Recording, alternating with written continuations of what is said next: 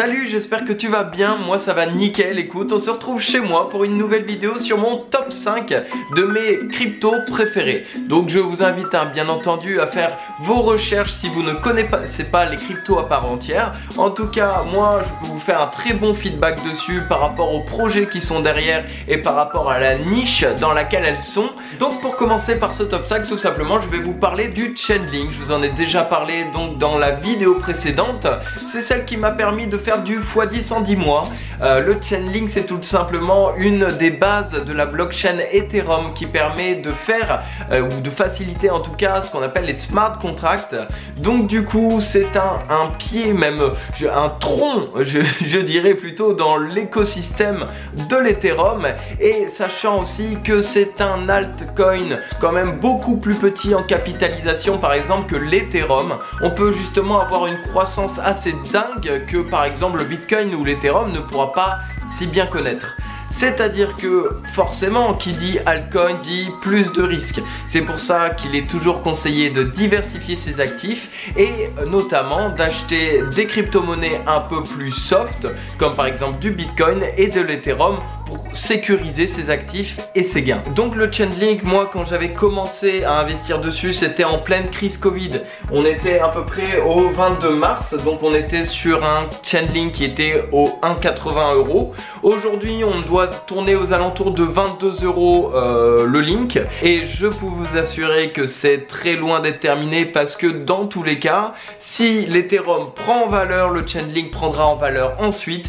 Ça c'est une source sûre, étant donné qu'il y a besoin de cette crypto-monnaie pour son écosystème. La deuxième crypto-monnaie qu'on va regarder ensemble, c'est le Kusama. Alors le Kusama est un peu moins connu quand même que le Chainlink. C'est une crypto-monnaie qui est dans la niche de la finance décentralisée.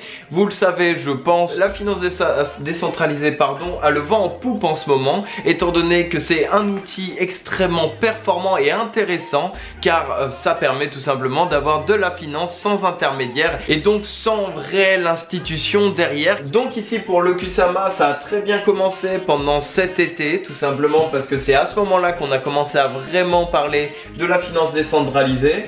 Donc on a eu un petit bump ici en août-septembre, et vous voyez qu'on est passé très rapidement, hein, on va partir du 1er janvier, donc 1er janvier on est ici, on est à 72 $, et c'est monté à 135 $, donc du x2 en moins d'un mois. Et c'est extrêmement possible qu'on ait justement des courbes encore exponentielles et très intéressantes pour la suite de cette année et des années futures. C'est donc pour ça que Kusama fait partie de mon top 5. Alors dans le même thème, nous avons forcément une crypto-monnaie aussi très connue et qui est dans la finance décentralisée, c'est bien sûr l'Uniswap. Donc Uniswap, je vous fais pas de dessin, c'est quelque chose d'extrêmement important, c'est une plateforme qui est très connue. On a justement, donc là si on reprend par rapport au début janvier, on est sur un Uniswap à 5 $. Et aujourd'hui, on est déjà monté à un Uniswap à 20 $. On a fait approximativement x4 en un seul mois. Donc honnêtement, vous pouvez vous dire que ça va chuter, vous pouvez vous dire que ça va revenir à la normale, ou qu'il y ait une simple correction, ça c'est encore mieux pour pouvoir réinvestir derrière. L'idée est que c'est à quel moment on peut voir des courbes négatives là. C'est pas possible, c'est-à-dire que même si sur du court terme on perd, je sais pas, 50-100%, et bien dans tous les cas on aura une remontada mon frère.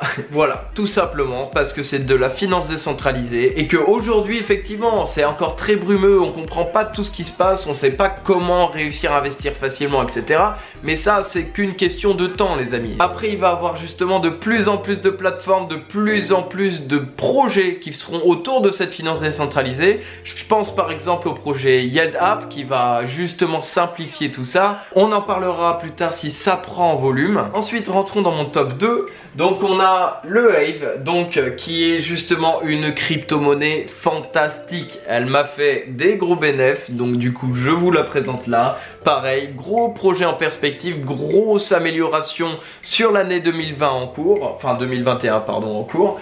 Donc pour vous montrer, on est passé donc du 1er janvier, hein, on était à 88 $.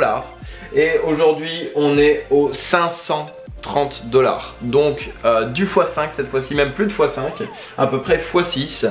Tout simplement parce que derrière c'est un protocole, un projet DeFi, donc finance décentralisée, tu l'auras compris, qui explose en ce moment. Et comme j'aime bien te dire, c'est pas quand ça explose qu'on va commencer à shorter et à investir sur la potentielle perte d'un actif. C'est-à-dire que là, à quel moment tu vois une chute? À quel moment tu peux te dire que ça va chuter? Si ça chute, ça peut chuter sale. D'où l'intérêt de faire de la diversification, tu l'auras compris. Mais dans tous les cas, sur 2021, je peux t'assurer que pour moi, cet actif, il aura beaucoup de valeur dans la blockchain et dans la DeFi plus tard. Et ensuite, pour le tout dernier, il y a bien évidemment l'Elrond Gold qui avait été présenté en juin par Asher.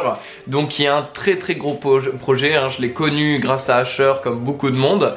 J'ai pu investir dessus quand c'était au plus bas, on était à peine dans les dizaines de dollars. Aujourd'hui il a tapé au-dessus des 200 $, donc du x20 cette fois-ci sur l'année avec cette crypto-monnaie là. On a ici quelque chose, une technologie en tout cas qui est extrêmement intéressante dans la blockchain. Je vais pas aller dans les détails parce que c'est pas non plus le but de cette vidéo, sinon je n'en finirai pas avec toutes ces explications. Mais sache que pour toutes les prochaines années et surtout pour 2021, surtout quand il y aura des corrections de l'Elrond, ça sera très intéressant je pense pour toi d'investir ne serait-ce qu'une centaine de dollars histoire de profiter de la potentielle grosse hausse qui s'annonce encore pour les prochains mois. Et petit bonus, si tu as justement envie de diversifier encore plus tes actifs, il y a le Polkadot qui est aussi une crypto-monnaie dans la DeFi.